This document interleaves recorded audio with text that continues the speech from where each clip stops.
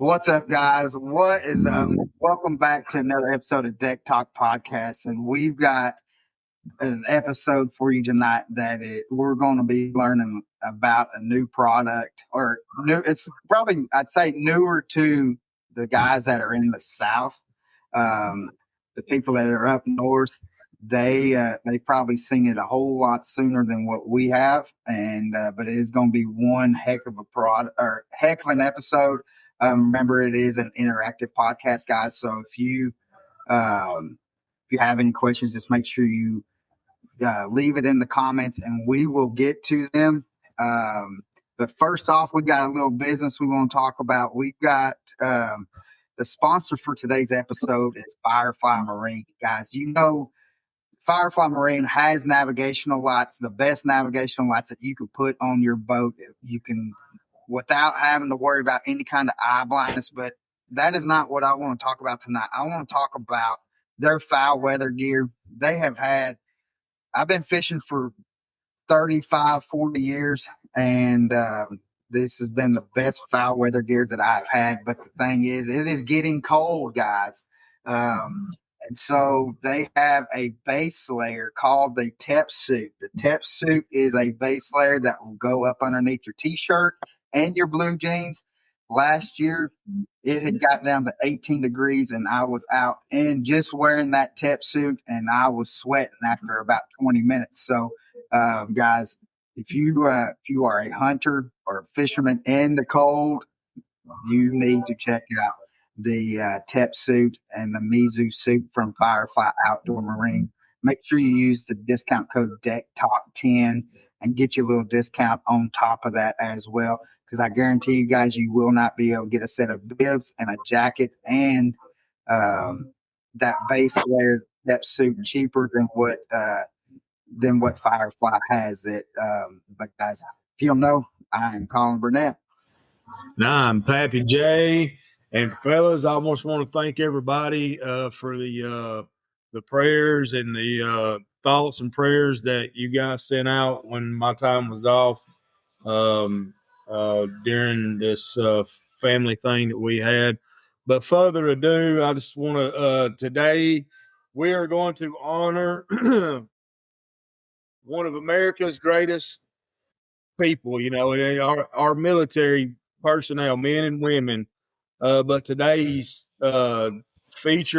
honorary featured soldier is Don Feasel. He was a master sergeant with the Army National Guard from 71 to 85. His MOS was 75 Charlie. If you do not know what that is, it's personal management specialist. But he was attached to the 3rd Infantry 2nd Armored Medic Division, and he was stationed in Germany, Texas, and Alaska. Imagine being in Alaska, having to run PT, doing push-ups and set-ups. No, thank you. Thank you, Don Feasel. Thank you for all that you have done for our country, and we cannot say enough about you, buddy. So we thank you. Thank you, Don. Thank you. Well, with that being said, I mean, let's get right on into it, guys. Yes, sir. We've got Colt Ringer from Aqua-Vu. Guys, if you don't know what Aqua-Vu is, we're going to go into details about it, but just the kind of little Cliff Notes version of it. It is a live camera that you can put into the water and be able to see the fish that is down below. You can able to control the turning and stuff like that. It is a phenomenal little camera. I got to see it and play with it a little bit at ICAST, and got to actually meet Colt there at ICAST. Our good buddy Jerry Brousseau introduced me to him, and with that being said, thank you, Colt, for coming on, brother. Absolutely. Thank you. Yeah, thank you guys for having me, and thank you for the nice tribute to Don, and Poppy, to yourself. Thank you for your service. We really appreciate that. Absolutely. Could you imagine being up there in Alaska, which I know you're pretty close to it, though. I mean, y'all's weather up there ain't far from Alaskan weather, but I mean, so I was laughing when Colin was talking about being cold, Because I don't think you guys know what Colt is yet. If you haven't been up here now. What No, I'll sir. tell you this, Colt, our cold, and I hate to say this because it makes us sound like sissies. And I Abby, am. correct me if Well, I'm wrong. No, you're just Our smart. cold usually starts in like mid-January till end of February. So we have really about a month and a half, maybe 2 months of where we really got to worry about it being really cold. Yeah. I mean, Christmas time last year, we were still wearing shorts and stuff like that. So I mean, it really don't get it's not too terribly bad. So No. Not compared to Minnesota and Alaska and places like that. No, absolutely not.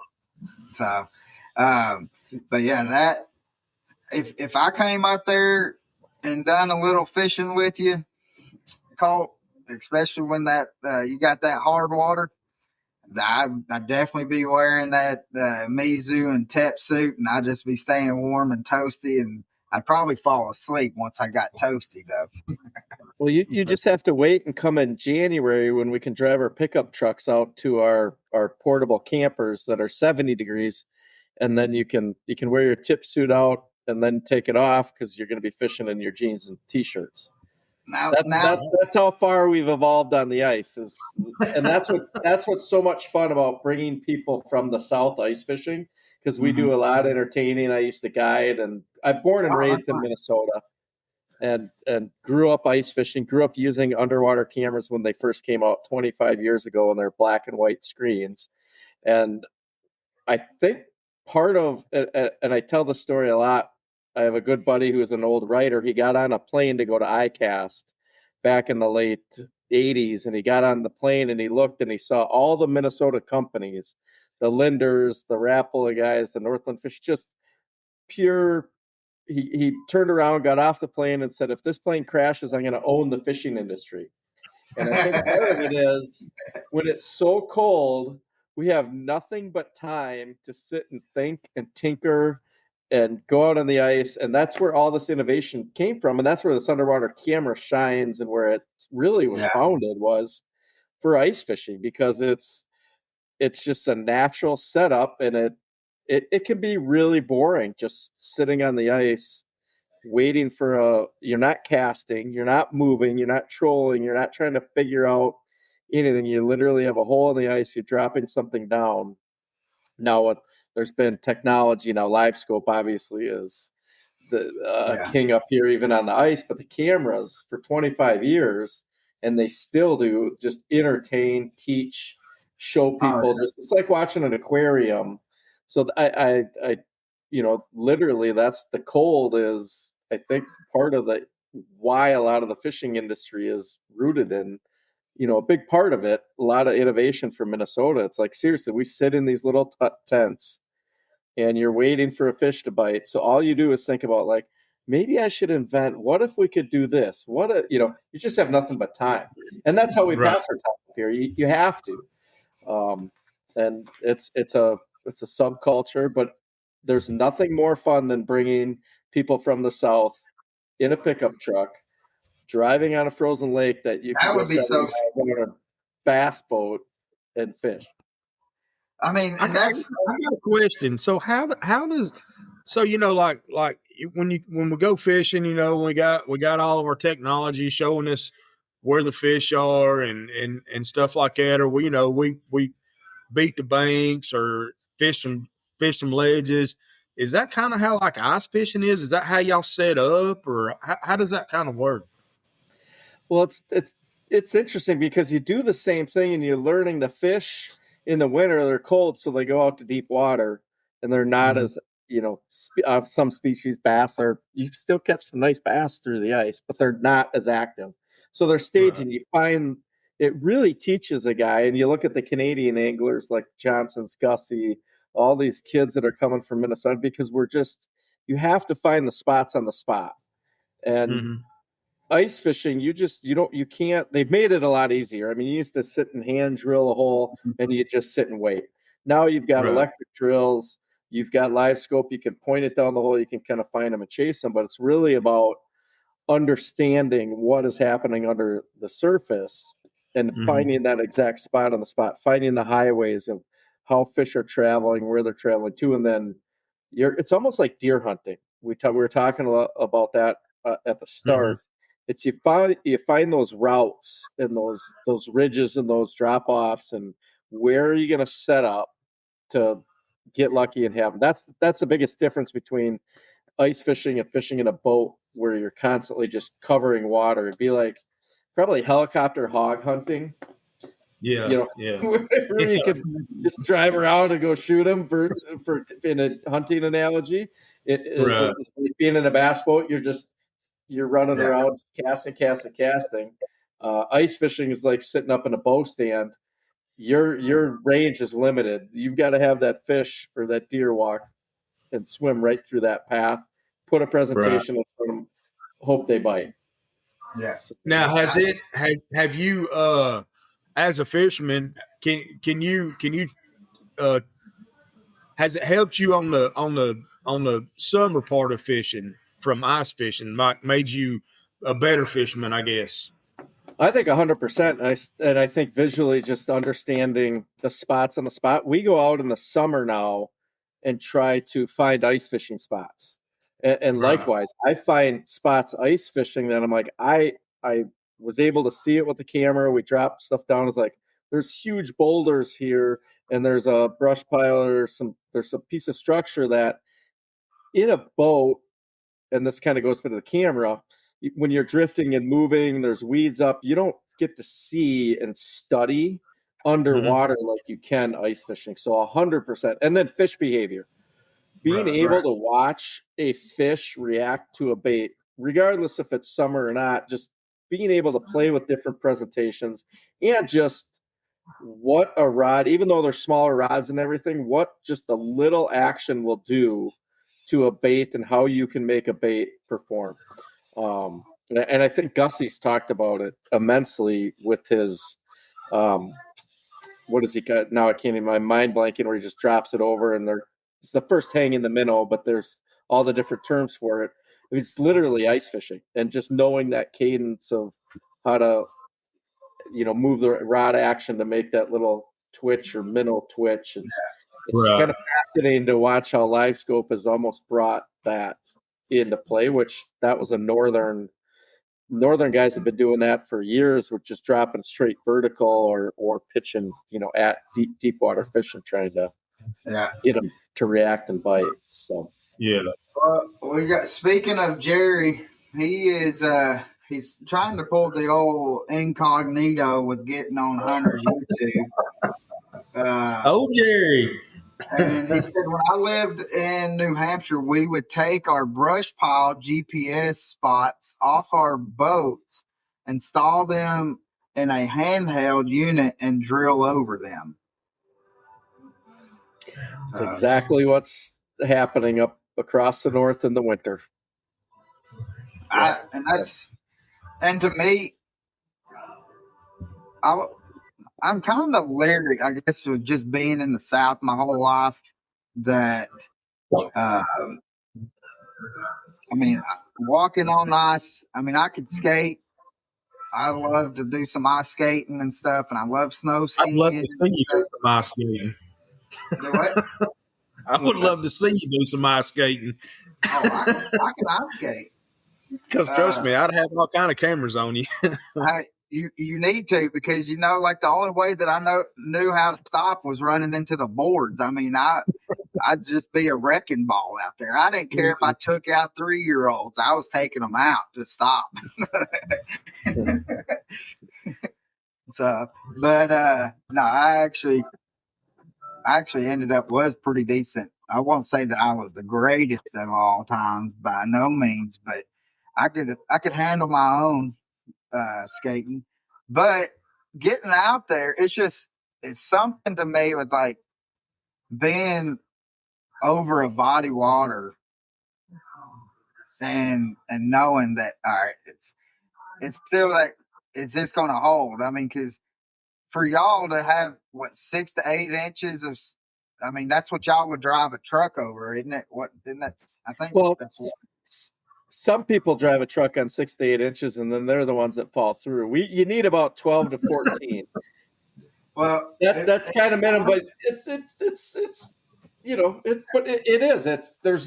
It's impossible to describe the feeling of knowing that where I'm by Lake Minnetonka, which is a famous, probably one of the best Midwestern bass lakes residential. It's right outside of Minneapolis. So yeah, we do all our product testing out there. It's clear water. It's beautiful. But there's something about, like, I'll be in my boat and a week later I could be walking on 2 inches of ice out to a fishing spot that I was just in my boat on. And then a couple months later, I can be with a full-size pickup truck with a camper.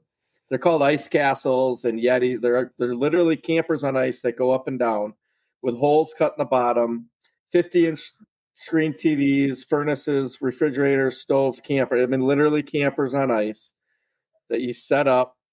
You're watching the sunrise. You're out there in the middle of the lake, and you got snowmobiles zipping by and everything. But it's hard to describe. We work with a bunch of fishing guides now that have rental houses, and they sit there all day in the cameras. They're starting to do their Google ads in Texas and in the South and Tennessee and Louisiana, because they're literally pulling people up, and they're back in the day when I started, it was a wood house with a bucket and a portable canvas tent. That was a special kind of stupid, we'd call it. There's a small niche of us.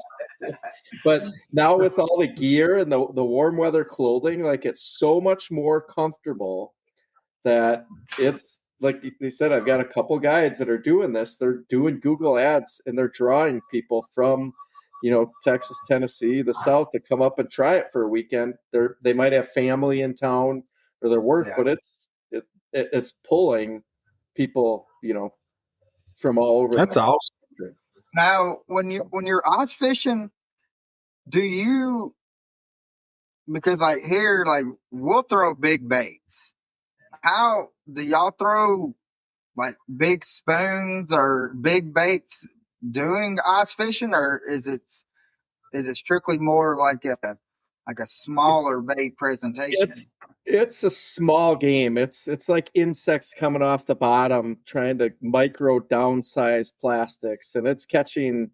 The most popular fish are panfish. So it's crappie, sunfish, perch, smaller fish. Predators like northern pike and walleye will still eat, but it's still, I mean, you're talking spoons, tiny spoons, little piece microplastics, very, very small. And then all of a sudden you'll use live bait, a big sucker that's 4 or 5 inches, for a bigger northern. Most of the time it's just mini fishing rods, smaller reels, smaller baits, and straight kind of dropping and waiting them out.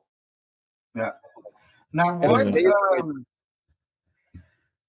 what would be the benefit for a southern angler to get an Aqua-Vu camera? Being able to sit, we talked when we were at the beginning, talking about being at the front of the deck of the boat, and it's like, how many times have you been on clear water and been like, I wonder what that is. Mm-hmm. I wonder what's under the dock. I wonder what that blob is in the brush pile that looks like a bass, but it might be a carp, might be a catfish, might be a striper, fill in the blank.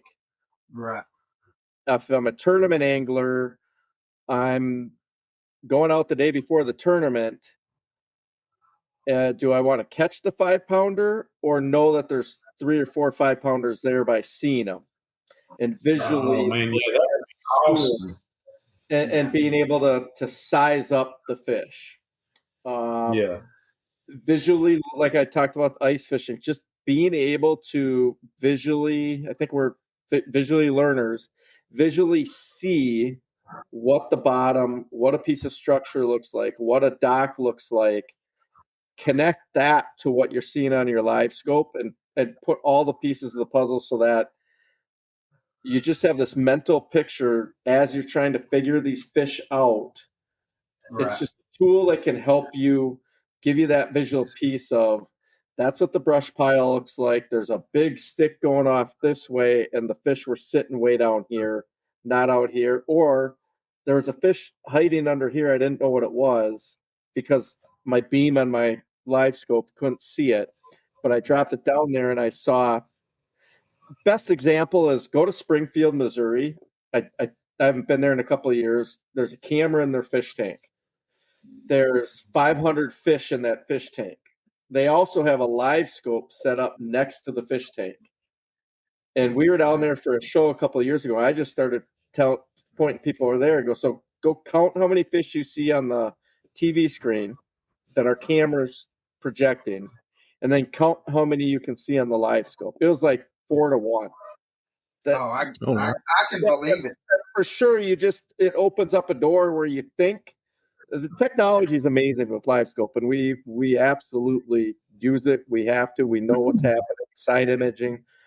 We're coming in and saying, here's the visual piece of it. We don't shoot out. The other big thing that the biggest issue in the South is water clarity. So that limits how much you can use a camera. So it's that was one of the questions that I seen was asking about water. How does it do with murky water? And so which you just kind of answered it. But we do have another question. Chris has said the forward-facing sonar will shoot out like a ping out that some fish that you cannot get within like 50 feet of the fish because they are hold on, there you go. You cannot get within 50 feet of the fish because they're starting to get used to that ping and know what that is. Does the Aqua-Vu camera send off anything like that? No, it's like a camera picture, silent. It doesn't shoot as far. So, like going back to the water clarity question, we see if it depends on what you want to do and see. But there's no sonar pinging going up. It's all a camera lens that needs light, that needs to reflect and see kind of an object. So it's not shooting and then sending a return and then sending a return. It's shooting a video signal, which there's no emission. It'll actually, what we found, certain species are spooked by it. Like if we drop one of our bigger cameras in there and you've got a big weight on it, they might be spooked on it. Smallmouth and other fish are attracted to it because it's something in their environment. So what it does is it pulls fish over, almost not as in like an attractant, but I'd say largemouth are neutral. I've had largemouth come up and like I said, this is one of our smaller cameras. They've come up and put this whole thing in their mouth, trying to eat it because it's falling, dropping. So it's like, okay, there's an active largemouth. I didn't have hooks on my camera, so if you're a tournament guy, now you just know you got a 5-pound aggressive one. I'd probably be throwing a black and blue jig. Yeah. They'd be like, what did you catch that one on? I caught it on my Aqua-Vu. My camera. Yep. I always say now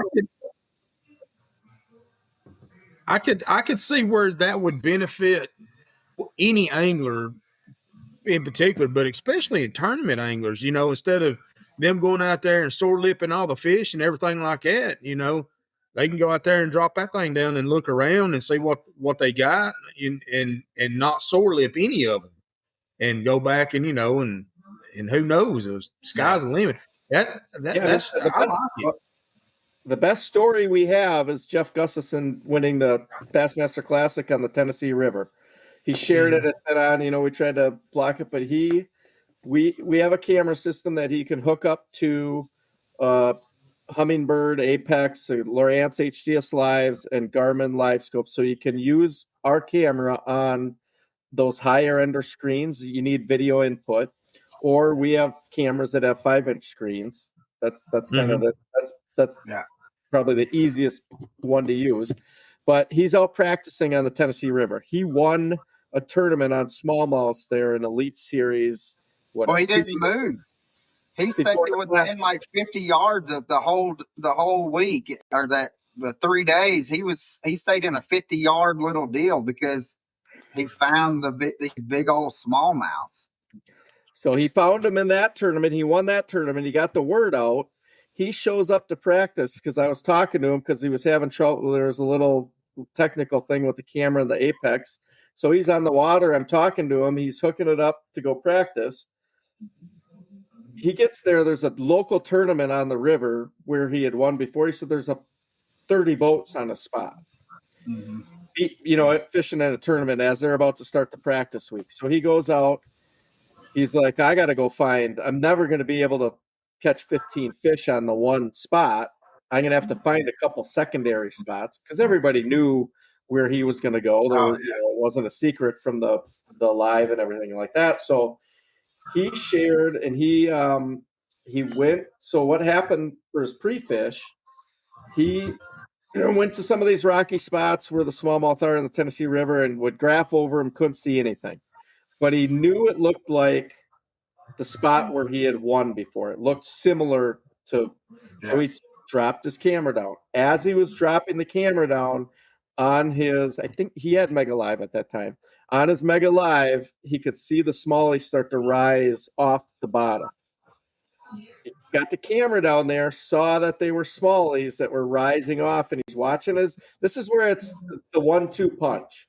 So it's not a camera or live scope or a camera or Mega Live or a camera or it's a camera and to put the pieces of the puzzle together. So he took that, started graphing around driving, knowing that everybody's pre-fishing, everybody's watching them, found it was either 1 or 2 secondary spots because he only caught 3 fish on the last day or 2 fish on the last day or something like that. He about blew it.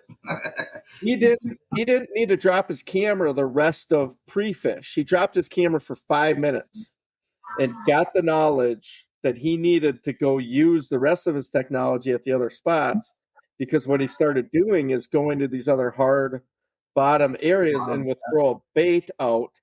And as soon as he saw what he saw with his camera, he said he caught one. He had to catch a few. You were fishermen, right? So you gotta just set the hook every once in a while. You got to. But he knew that he didn't have to drop the camera again because he knew from what he saw before that those fish off the bottom coming up to a bait were probably smallies. So he just ripped the bait out of the way.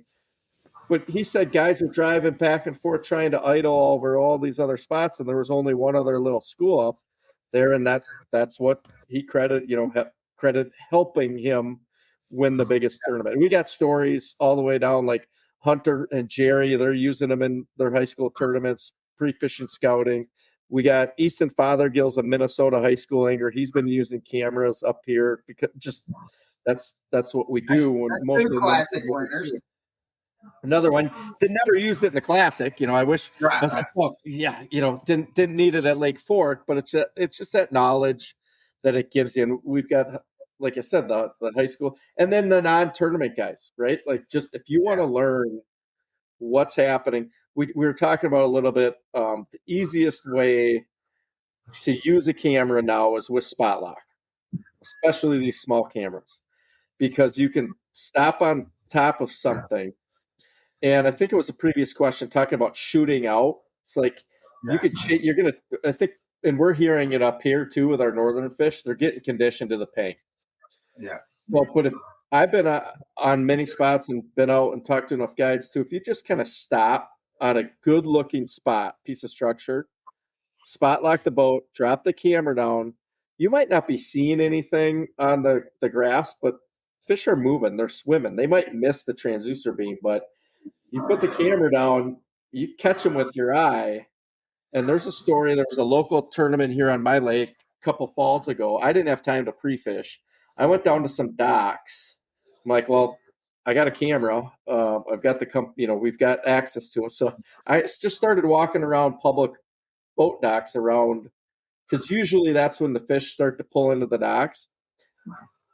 I went post to post to post, nothing. I got to one post. There were 5, 6 3-pounders, which in this tournament were the winning fish, sitting buried behind a couple boats that were left in. But I never would have been able to flip into them. at the right angle. I tried going back. I never got it, but it just gave me the confidence. We did end up catching fish on other docks because we knew that there were fish in docks just by walking up and down docks, dropping the cameras. And it's probably Well, I mean, the easiest ways. and the thing is like for a fisherman, especially a tournament angler, you're wanting to be able to find the pattern with the minimum amount of time to find it, to where you have more time to fish. And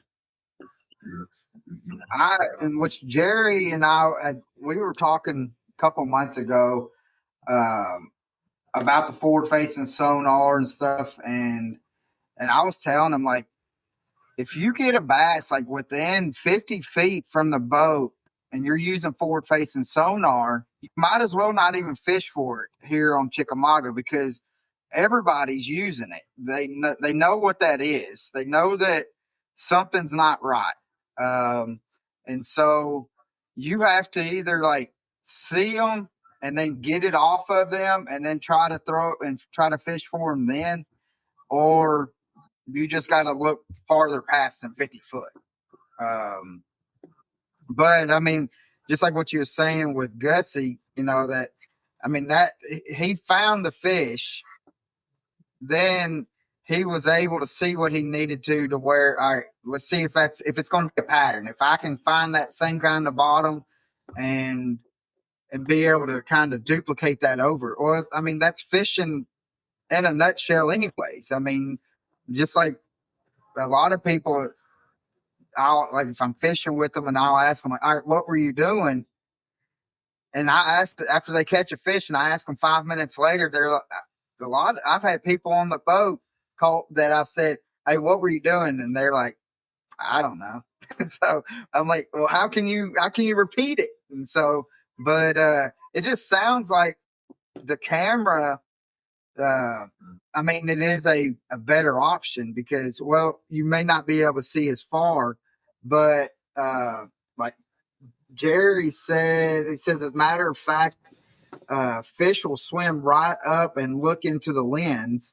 And that kind of goes with what you were saying about having a smallmouth coming up and actually trying to eat it. But anything that you can do as a fisherman, in my mind, to be able to narrow that window down to being, there you go. I got some kind of little fly that keeps on flying around. Sorry, guys. But so that's why you need to move up to Minnesota. They all freeze in the winter. We don't have bugs. Another check for tourism up here. No bugs. I'll say this. We have mosquitoes. But when you go down there where Jerry's at, they've got them pterodactyls that will take you away. They've got some big old mosquitoes down there. I'm telling you. Yeah, them ain't mosquitoes. Them are skeeters. Yeah, those are skeeters. Yeah. So, but that's one thing that I really liked, especially we were talking earlier and at ICAST, was actually like the first time that I actually got to see it in person. I've seen it on videos and I've seen the videos and stuff that Jerry and Hunter have done. And I really do like that. But it's something else to be able to kind of just see it in person. The videos really don't do it justice for the purpose of what it can do, I think. It's the camera's been around like for 25 years. I know Jerry and I've talked about fishing with Roland Martin. I looked at old brochures. All these guys had them when they first came out 25 years ago. It was a black and white, big clunky screen. Technology's changed going. Like I said, we're making a big play, but I'm seeing a comment that makes me think of another. There's just so many stories since I've had the company since 2019. And one is, I think it's Steven Sturgeon is asking about looking about forage. It's just understanding what's going on. So in northern Minnesota, we have a bunch of crayfish, and smallies love crayfish and largies love crayfish. So I don't know how many years the Ned rig has been popular, And I just, like I said, as a fishing guide, I used to use a jig worm. Like I needed the twisty tail. I felt like you got to have something on. Why is this Ned work? Why is this Ned rig work so well? So fast forward, we get the camera company. My son's loves fishing. We've got there's a dock in northern Minnesota that we spend some time on in the summers. He started to feed the crayfish, or he started catching crayfish and feeding them to the pet rock bass, which are like smallies and little smallies under the docks. So we're sitting here. Oh, I got cameras, so let's record a bunch of this stuff and let's, look at it. And we're playing with the camera on the dock and stuff like that. And all of a sudden he throws a crayfish out and it's doing all this, staring back at the crayfish or at the fish, and they just come down and just one fish just goes and boom and pecks the pincher off one and then pecks the pincher off the other one. And it's literally, I'm like, oh my gosh, that's why the Ned rig works so well. It's literally just, or if you watch a crayfish move. And that makes sense. When a crayfish darts, they put their pitchers in and it's just the Ned rig moving, darting all over the place. I'm like, that makes sense. I wish I could have said I invented the Ned rig because of that, but I didn't. But it just clicked, and it's observing bait fish and watching what they're doing. Another story: Joey Sofentes is he was using the cameras when he won the Angler of the Year. He told me after one of his wins, he went out and fished or was pre-fishing or something. He's getting bites. He brought the camera back to the dock and did what I was kind of explaining earlier, ice fishing, where he was doing some cadence with his plastic that was triggering a bite, and he watched and like really honed in what he was doing on the dock with his presentation. So you could literally just sit like, what does this bait do when I do it? What does this bait do when it sits on the water? Does it stand? I mean, you're seeing all the you're seeing a ton of underwater fish from the bait companies. We're getting called all the time. That's what's selling baits, being able to visually see that. We're we can help do that. Our cameras do that. There's GoPros that can do that too. But being able to have that knowledge, visual knowledge, I think that's what's fun about. I love running. I love talking about cameras. I love fishing, and it's just kind of fun to put the two together and help educate. And the thing is I tell people all the time, and when people ask us about forward-facing sonar, and I tell people that I'm still waiting on, because we've heard it with it's a little cheater box. I tell people all the time, I'm still waiting on the bass to jump in the boat as soon as it hits the water. I have not had that happen yet, but I tell them, I'm like, I've learned so much of fish habits with having it on. And then I could see with the forward facing sonar, you can see the jig, you can see yourself shaking it, but you cannot tell what the jig's really doing. You can see it hopping or doing whatever, right? But I think there's a benefit to being able, just like what you were saying with Joey, that he's able to kind of see that little cadence and whatever that bait was using, whatever bait it was, to kind of see what it's reacting to with him shaking, to be able to duplicate it. Because if you're looking on sonar, it's detailed, but you cannot get that kind of detail out of it to be able to, well, when I done this, the bait done this and they moved away, and it may just be a little bit of something with the wrist or whatever, something small. I can definitely see a benefit. I mean, and that's just not with being northern waters. That's all over, being able to kind of, you've got technology out there now. Why not use it to be able to help yourself out? Yeah, and it's funny, Colin, you mentioned that. I've been blessed to travel and fish, Florida. I get to go to Alaska for the first time next week, where it's cold. Up here in the winter, freezing, just seeing it. And we come across this question too, being now kind of being lumped in that category as cheater. Oh, it's too much technology. I said, this fishing experiment that we're blessed to be able to do is the learning aspect. It's what you want to make out of it. And if getting up on a sunrise and casting at a bank is what triggers and does it for you, then God bless you. And that's we get to choose to be able to go do that. Yeah. But like the learning aspect and the mental, like just take a break from your job and go out on the water and like, what is that fish doing? Why is there a ditch there? What does that stick on? And the technology that's come, and you look at the history of the sport, and we can have all sorts of debates on that. And I guess my biggest message when people ask me that is, let's as a fishing community, like let's stop doing what the politics and all that. Like we got to get together and rally around us, because the infighting, the getting so far over here on the cheater box and over here on using it is just opening up doors for people that don't want us to be able to enjoy our sport. It's just giving them an inside, like, let's keep it fun. Let's pass it to the next generation so they can pass it to the, you know what I mean? And look at the youth high school fishing tournaments. And we're up here as an organization. It's like, oh, there's too many boats, the pressure. It's like, look at all these kids fishing that want to bass fish. That wasn't around when I was growing up. No. I was talking about that earlier. Kids, Yeah, wanting to fish bass tournaments. We had to play baseball, for crying out loud. Yeah. So well, for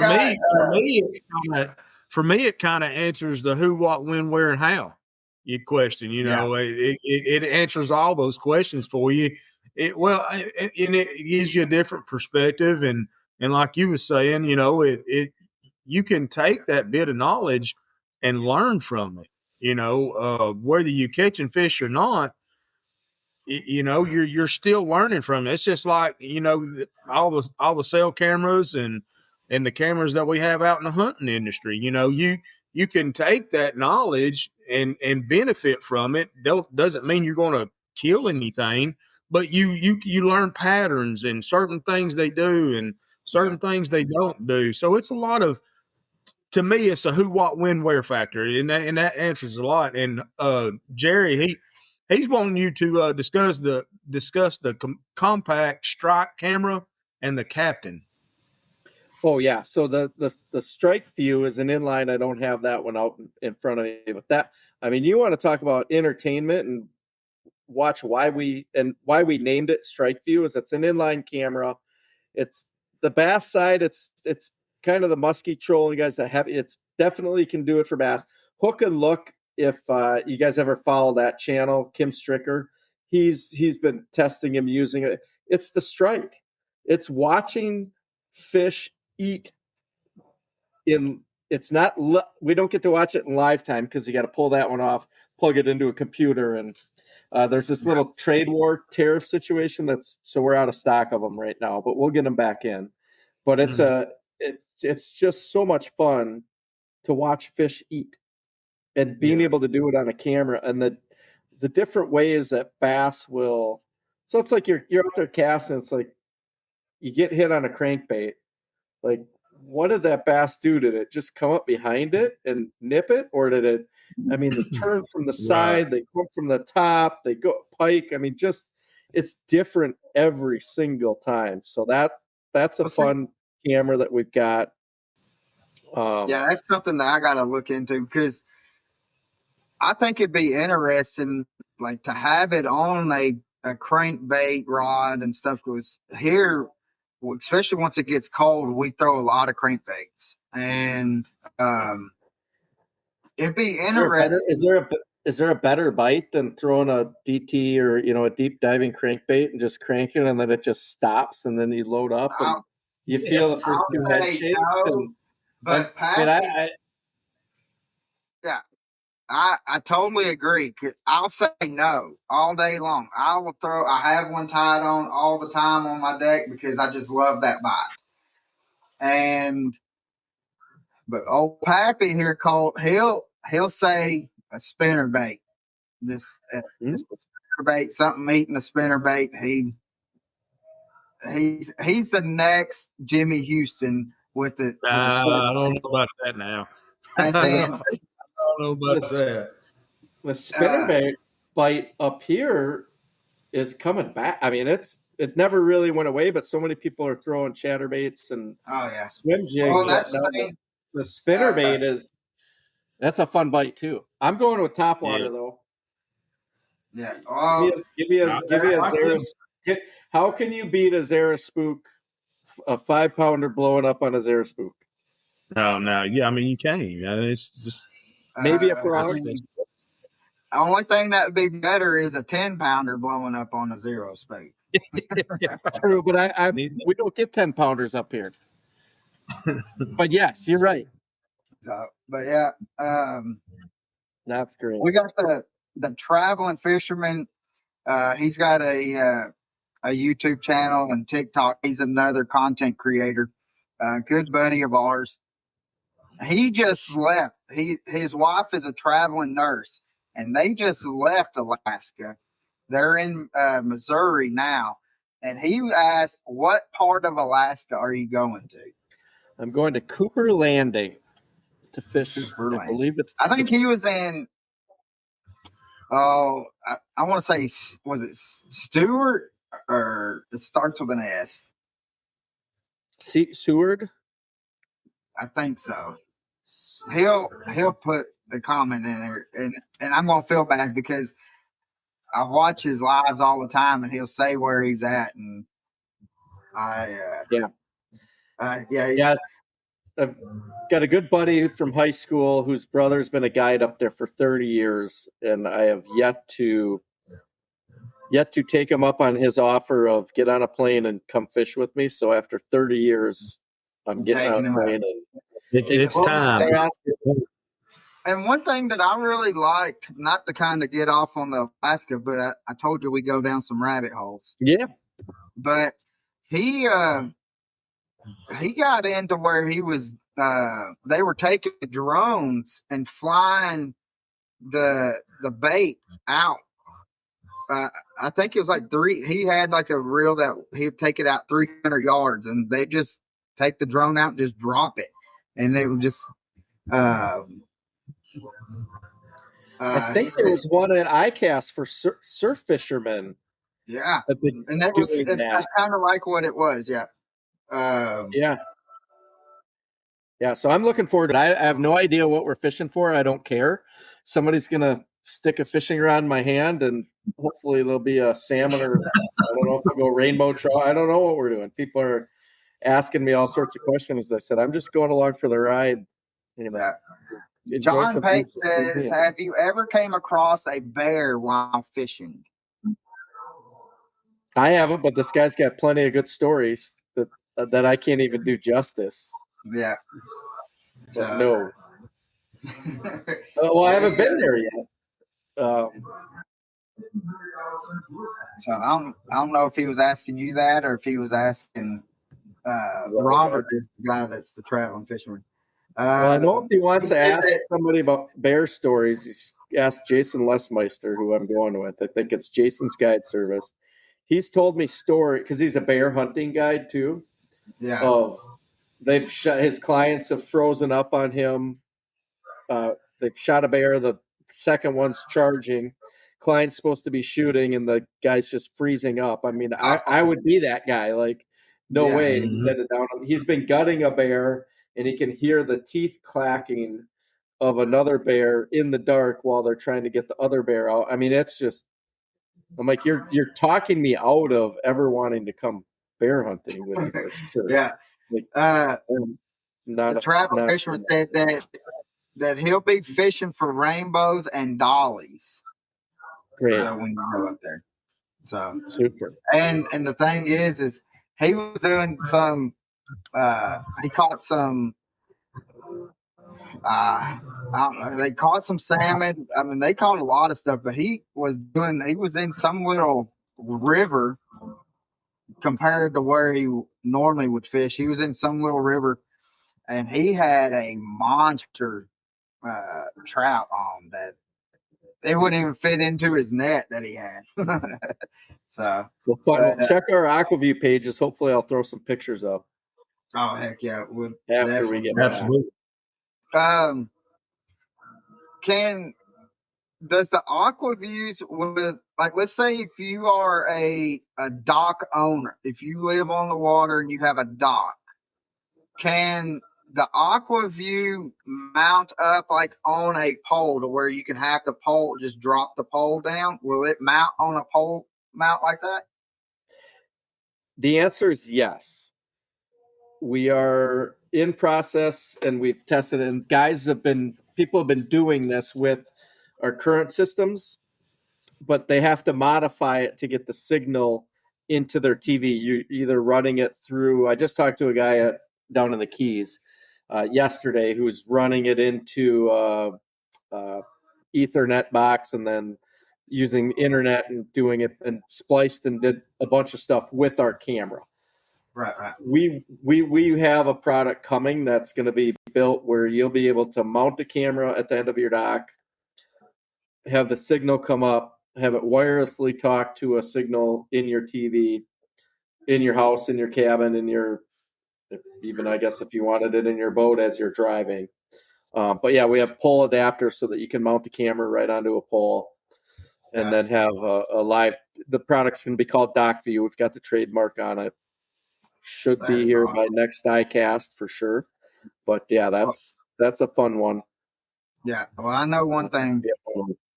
Jerry and Hunter's coming up here in about a week.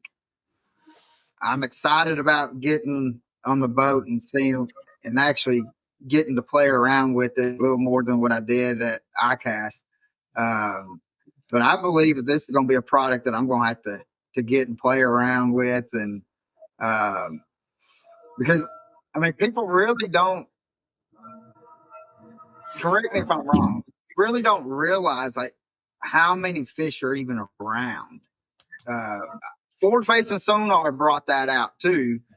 But I could see, I was watching a TV show and it was talking about the Bermuda Triangle and stuff like that. And these divers will dive down on these shipwrecks. And all you could see is the shipwreck. But then when they dove down into it, there would be like 100-pound grouper that's up into like the shipwrecks or in the airplane wrecks that you would not even see. And the only reason why you could see it was because they were down there with the camera. And I'm just imagining that's exactly what the Aqua-Vu's doing, just in a smaller fashion. Correct. Like up here, that's why up here in the weedy lakes, and like I equate it down to the brush piles down south, or a pole or a piece of structure that your sonar can't pick up fish. When they're close to the bottom, when they're close to something, it's hard to make them out. But the camera, if you get clear enough water, like I said, you'll be able to pick out shadows. And then the more you use it, the more you train yourself to kind of do it, the more you're like, then you can start to size fish. And the easiest way to do that, because obviously if they get close, it's like, you hold your fish out and it gets bigger, the closer they swim to the camera, but you start looking at their nose, you start looking at their dimples, you start looking at their girth. And you can, big fish move slow. So if you've got a camera already and you're trying to size it, and talking to our pros that use them on the tournament cycle, it's like little fish dart. They're scared. Yeah. And same thing, it's something to learn on your forward facing sonar too. Like big fish are they don't have to move as fast. Like they're the kids, so they're kind of going slower. So. Yeah, Steven says a kayak fish, so space is at a premium. What model would you suggest for me to use? This is our Micro Revolution 5.0 HD. So it's a 5-inch screen, fits in the palm of my hand, and it's got this compact reel on the back. So using an underwater camera, the cable and the reel and the bigger camera systems were always the biggest deterrent because of the clunky size and how long it took to hand and manage all this cable in the boat. So we have a patent on this reel that just allows you to kind of drop it down. That's nice. Now, just on the kayak side, like I mentioned on the spot lock with this little camera, there's some tricks because you're most likely moving in kayaks and most likely fishing. I know that I've seen the kayaks now; they're almost as expensive and have as much technology as some of the bass boats. Yeah. With the graphs and everything. But most people we talk, they're like in 2-3 shell or water, which they still can do, but you get out a little deeper. It's just making sure that you put some weight onto the bottom of this camera. We have a little clip that's included with it. And then another little trick is that we've got this fin, but if it's moving, you can take some duct tape, and we've got some videos on our YouTube channel and make kind of like a fin above this so it keeps the camera steady if you're drifting a little bit, because that is the biggest challenge in a kayak is you don't have spot lock most likely. I mean, you might, but you're probably drifting a little bit or moving a little bit, so that's something with that smaller camera. But I mean, that's a 5-inch model. This is a 4-inch model. That's a Bass Pro exclusive that they'll have on their shelves here. I don't know how far south but they'd have them online. And like I said, starting price point around $200 for this 4-inch screen camera. This one doesn't have the reel, so you just hand wind it, but $350. So to get into and this is what I recommend for anybody who has not used a camera is, I'd love to have you go buy our $1,000, big, but those are big ice fishing cameras, big 10-inch screens. They're not really built for the boat. Guys are using them in boats, but if you're just starting out, like get used, you'll be a lot happier with the smaller. Keep it in the glove box, and then just use it. You're dropping it down. You're scouting. You're learning. You're getting in the habit of, like we talked about at the beginning of the podcast. You're up in the front of the bass boat deck. How many times has it gone through your head? I wish I could see what's under there. I wish I knew what's under. I want to know what that is. Or shoot, I just dropped my phone over the side of the boat or at the boat launch. Now, where is it? Or I just snagged a 100. We've got guys that are using them to get. I just snagged a $17 jig in a brush pile. I want to see. Am I going to be able to get it off, or is it going to get snagged? So anything like that, useful. And I mean, it's just, I'm going to have to get me one. That's for sure. Because we can hurry up. I need to have my my co-partner that comes out and fishes with me to jump in halves with me, just so because he'll here we go. Yep. He works me to death. When we're at work, and then he wants me to get everything for the boat. So that's just how it is. You got one of them, Colt? I've got a couple of those. Luckily, I've got the boat, so I've got a lot of friends. Yeah.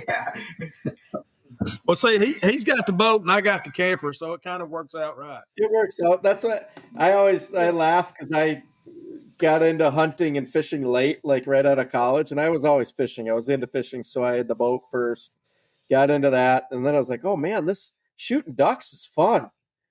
Oh my, I gotta get decoys, I gotta get another boat, I gotta get waders, I gotta get more guns, and then it's like, holy cow, pheasant hunting's fun, deer hunting's fun, bow hunting's fun. It's like, wait a minute, I got the boat, I'm gonna pheasant hunt with you, I'll take you fishing. You're duck hunting. I'll go duck hunting with you. You buy all the yeah. You gotta spread it out. Exactly. And I do have a question. That is, again, it's off the cuff, because this is the nicest that Pappy and I have been all week. This is the nicest that we've been to each other, because we both love college football. Do you like college football? I like the fourth quarter college football. We talked about at the beginning. I grew up on ice. Yeah. I'm just ecstatic because we have Kirill Kaprizov for 8 more years at $136. But I love watch.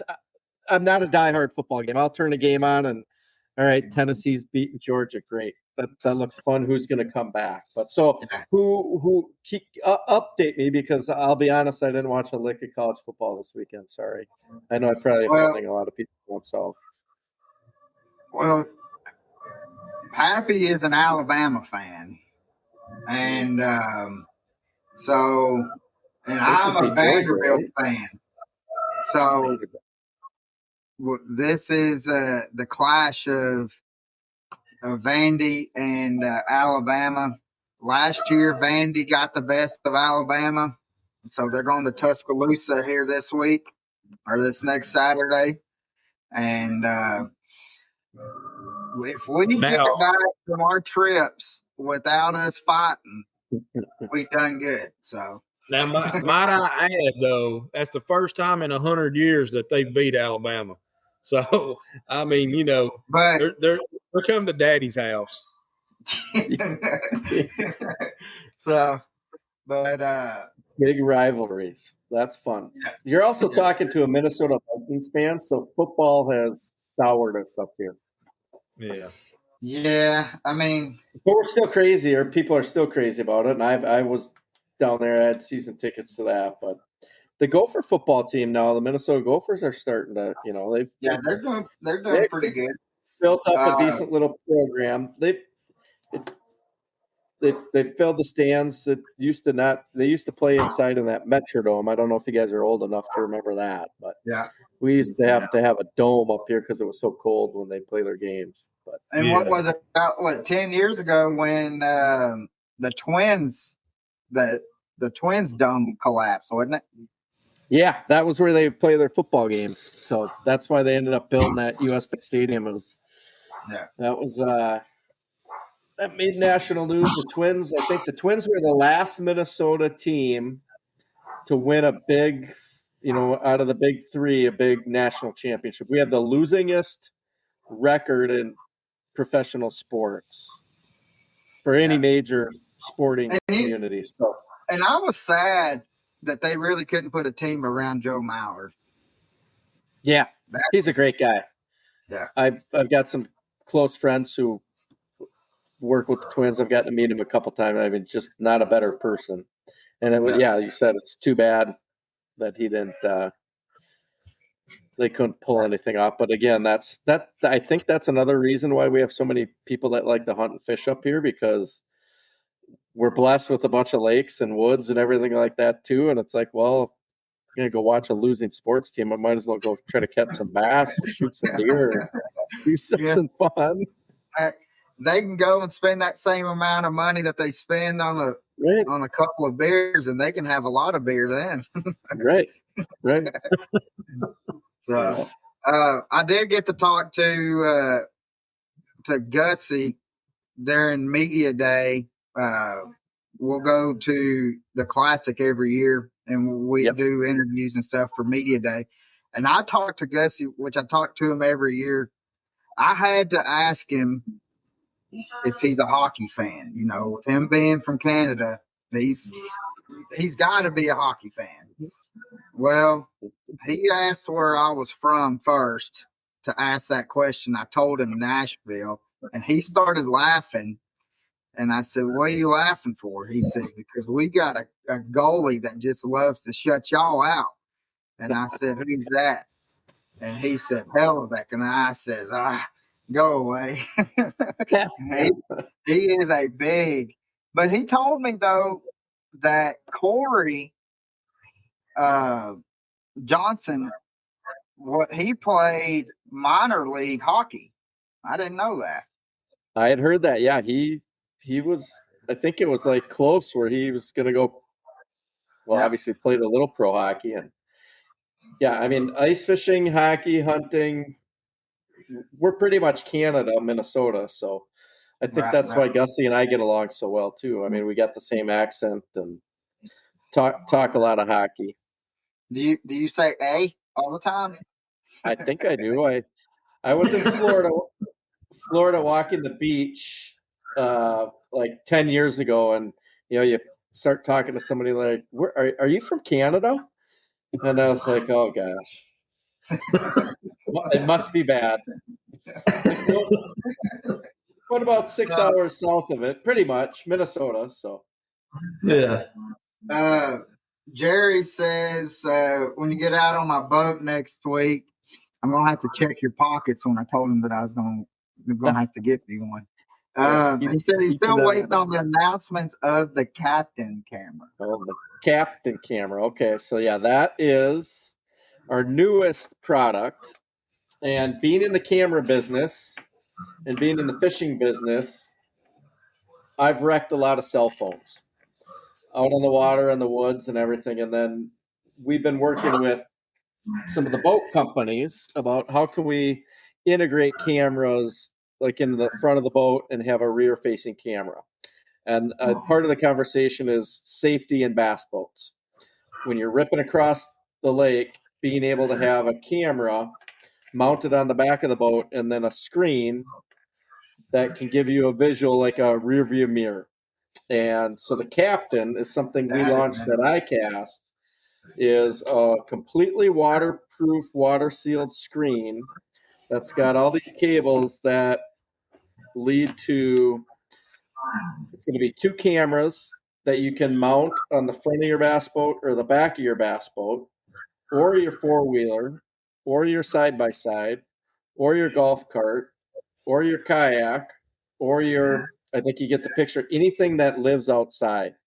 And that's why we call it captain. We were, like I said, we were working on a system for boats, and being the hunters and fishermen that we are up here, we put it on a 4-wheeler. It's like, this is really great. When I'm backing up to a trailer, I can nose this down and I can get a visual of the trailer hitch. It also records. So it's almost like having my next question. It's almost like having 2 GoPros that you can point and have hardwired and actually have a visual of what you're actually recording. It's interesting. A lot of trail riding guys. We're actually talking to some of the big tournament organizations, some local ones up here too, about using this as a option, because most of the pro tournaments you have to record everything these days. The boating accidents, the crazy stuff, the crazy people, the crazy homeowners. We're not in a state of where you can just say, well, I said this and did this. Oh, no, you didn't. You did this. It's almost like, here's the SD footage. Here's what you said. Here's what you did. We're going to a boat show in Tampa next week, and it's going to be positioned as a boating dash camera. I don't know if you guys followed that Brock Horner situation, the fishing guide with the kid, viral video where ended up, the one guy boarded his boat. Did you guys see that situation? I don't think so. Okay, so if you YouTube Brock Horner, Florida fishing guide goes crazy. It's a horrible situation. Oh yeah. I seen that. Yep. So it's basically a younger kid in a boat, a guide, and they got who knows what no one knows what happened before, but kid's got his phone on, recorded. Terrible stuff was said. Terrible stuff happened. People went to jail. There's just stuff that's going on in today's world that it's pull the SD card out. Here's the footage. Limit your insurance for the bass angler side. I mean, just being able to record content going up and down your trailer. Do you need it? No, 100%. I put a boat on a trailer for 30 years, but I don't know. It makes me happy when I can see that I'm not going to go in sideways or off, get kitty wampus and miss my bunk going in the trailer. So now I've got that mounted by my graphs. It's a small screen. And then it's got CarPlay. So now I put my phone, because this is where I've wrecked my phones. That charging port right there, that's where water, dust, dirt, overheating in the sun. Like you go to make a call, your phone's overheated. So now this stays in the glove box. Now I've got access. We even have problems with that with our GoPros when we've got GoPros out that they'll overheat. Yep. So this let me be this crazy hunter side of it. Now I love the concept of that, right? Is there any way that you could Bluetooth the camera to where you could hook the camera on like a tree stand, you saddle hunting, a platform or whatever, and possibly use that without all the wires and cables? Not yet. This one's cabled wires. We're playing with the wireless. Mm-hmm.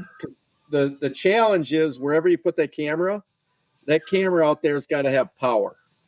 Right. So if you want to put it in the middle of the woods, it's either got to be rechargeable, solar, and it's going to be a little bit bigger, doing some. Right now, we found the most consistency with cabled cords. Okay. And how we started the project, like I said, was a boating safety project. Like we got asked to help improve boating safety. And when we were playing with a wireless camera at the front and a wireless camera at the back, all of a sudden something got in the way of the signal and you lose your signal, and now you're going into the dock or you're looking behind you going 70 and you're relying on that camera to give you the picture. If there's any pause, it's going to happen when it's wireless or Bluetooth. Yeah. So that's where we landed with the wireless. So, or with the corded cable, but trying to eliminate those and there's some app stuff behind the scenes that we can pull up and, down the road that you'd be able to turn on with the software, and just like your Garmin app or your Humminbird app, you'll be able to view and do stuff on that. Onyx, I don't know, Onyx Hunt is pretty big in the South, isn't it? Yeah. Well, yeah, I use a lot of the Onyx. Well, matter of fact, I use their app all the time. Anytime I'm hunting, I use the topo maps. I use it for GPS and tracking, all that stuff. Now, what about could you eliminate not all the wires, but maybe just have a single wire from the camera to the monitor for that? Yep, you just still need the power, and then you could just wrap these. They're quick connects, so they're only like 2 foot leads from the camera here. So you could just wrap this up. I've got it. It's a complete mess right now, just because I've got it out for display. But Yeah.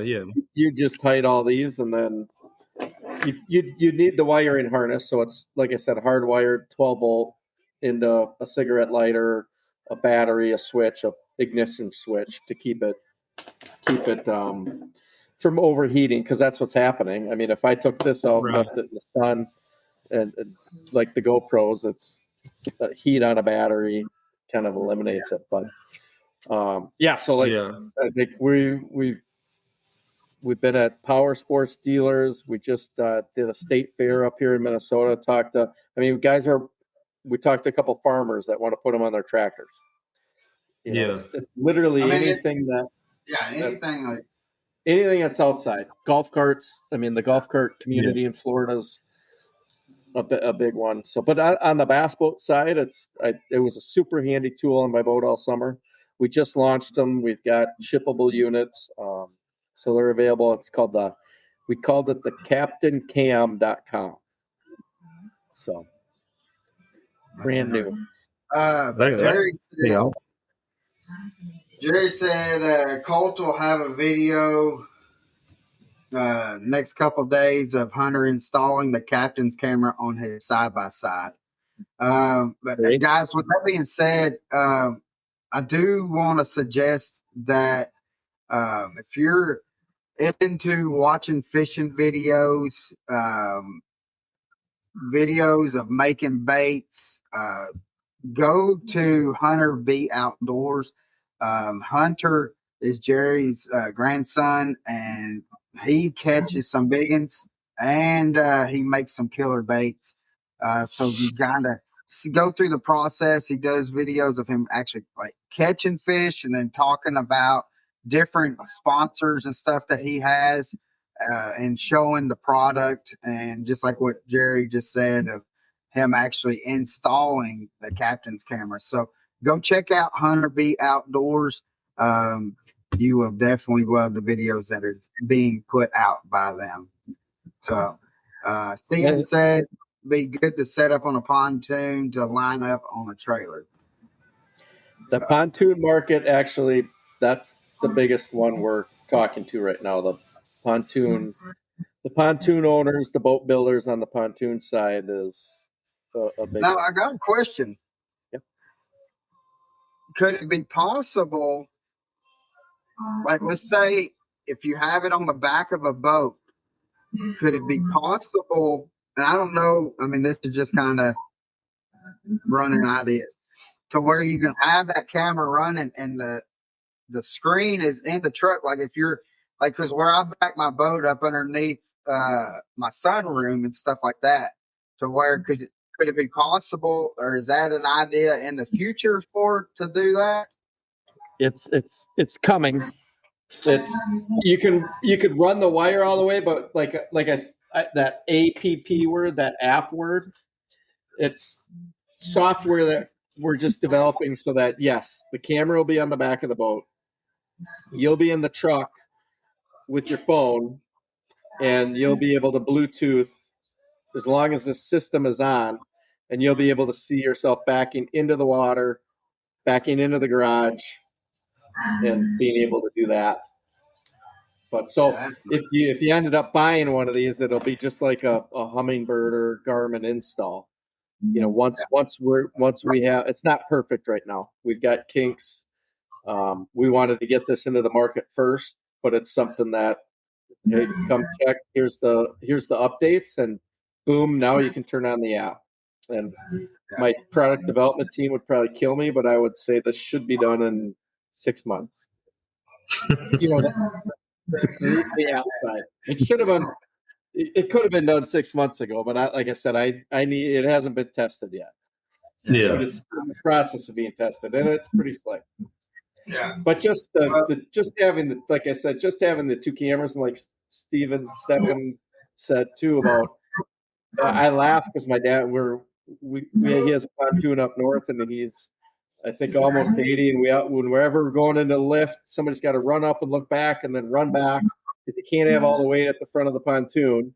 And obviously, I don't miss meals up here, so you go up and then you got to get back so you can get on the lift. But now you with that camera there, it's like, all right, yeah, there's the two lifts, there's the trailer, boom.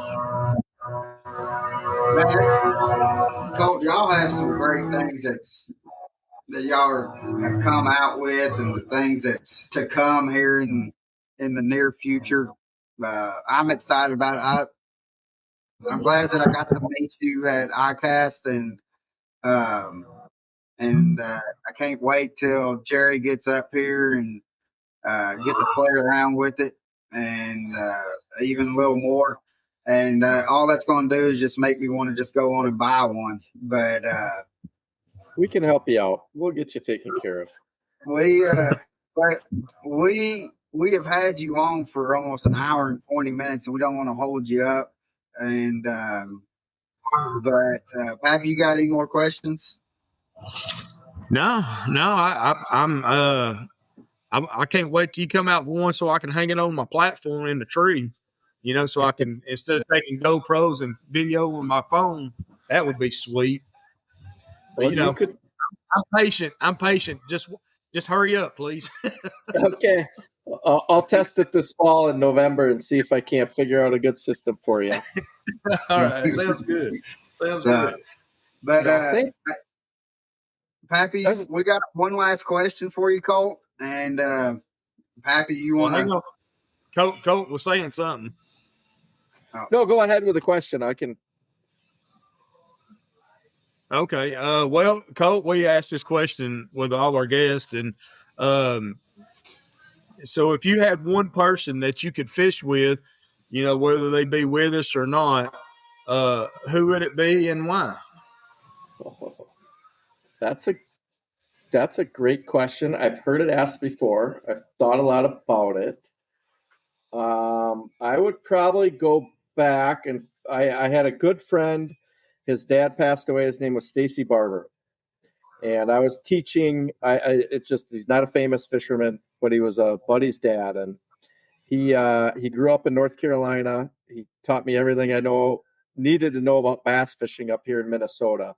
And I was a teacher. He was retired. We would meet in the mornings, and he was a Southern hardhead. When we were growing up, we were scared to death of him. You know what I mean? He was he was a redneck. Yeah. And I was fortunate enough to get to spend, a couple summers fishing with him every morning. We're just starting to get going. Unfortunately, the good Lord took him a little sooner than, we'd all like down here, but I'd say I'd go back and fish with him again. I mean, there's a lot of famous people and Oh, this yeah. and that, but I love fishing with my kids and stuff like that, so I still get to do that. But that Stacy Barber would be, I'd go back and love to. And he had so many famous lines, but it go back to the top water. We'd be out there. We'd always start on top in the morning. We'd go down the bank, throw top, and he's like, we want to go out and catch him on the jig, but he's like, I'd still rather catch one on top than 10 down below. Yeah. So Well, I tell you, when Pappy and I get out on the boat and we're doing some top water fishing, and I swing and I miss on one on a frog. Some odd reason, Pappy starts singing just a swinging and a missing. Yeah. I mean, there were so many good stories and laughs, and it's great. It was great. So. Yeah. So, hey, Colt, can you tell us if people want to start following you on social media, how can people follow you? The easiest is Aqua-Vu. I think go to Instagram, Facebook, and type in Aqua-Vu. We've got channels for all. Instagram is probably where we're doing the most interactive training, teaching videos for Aqua-Vu, and there's captain stuff up there that I would say Aqua-Vu on Instagram, and then it's amazing what these kids can do. And I'll close with that because I got to meet Hunter and Jerry a couple of years ago at a conference in Florida. What a respectful young man. Jerry, thank you for taking these kids, all the boat captains that commit all this time for this next generation that is creating this crazy surge in bass fishing. It's great to see. Love it. Thank you to everybody who does that. And the thing is with Jerry is when he's talking about it, he's very passionate about getting these kids out on the water. And you cannot take that away from anybody when somebody's that passionate that he'd rather just, if it was for him to fish or to teach kids, he's going to be teaching them kids how to fish. That's one thing that I love about him. And I mean, and Hunter's got one heck of a role model to follow. And it's not going to be too terribly much longer. And Hunter's going to be taller than him, though. Right. But Colt, thank you again so much. Next week, guys, next week we're going to have Bass Pro Tour angler Edwin Evers coming on. So we might talk about some pecans or we might talk about bass. We don't know where this conversation is going to go, but it's going to go somewhere. And so make sure you tune in. And again, I'm going to put the links to Aqua-Vu in the description. So make sure you go click on them links to make it easy for y'all to go and start following them and get you a camera, because again, the more technology you can put in your hands to be able to learn and be able to utilize it to figure out what fish are doing. I guarantee you fish are doing things that you do not realize that you're doing until you can actually see what they are doing. The Aqua-Vu is one of the best ways that, in my opinion, to where you can see fish and see what they're doing and be able to get on that pattern as quick as possible, guys. So, Colt, thank you again for coming on, brother. Come back on again, especially when you get some of that. If you get that wireless or whatever, when you get a new product, just holler at us and we'll have you back on here again. We thoroughly enjoyed it. And all I gotta say, Colt, is let's go Preds. So, well, perfect you brought that up because I have my wild bait caster right here that Yeah. I've just been saving. So we'll see how Krill does this year. So I'll just finish it with we'll see you on the ice. We'll see Love you the all. fun. Love it. All right, guys. Y'all have a blessed one.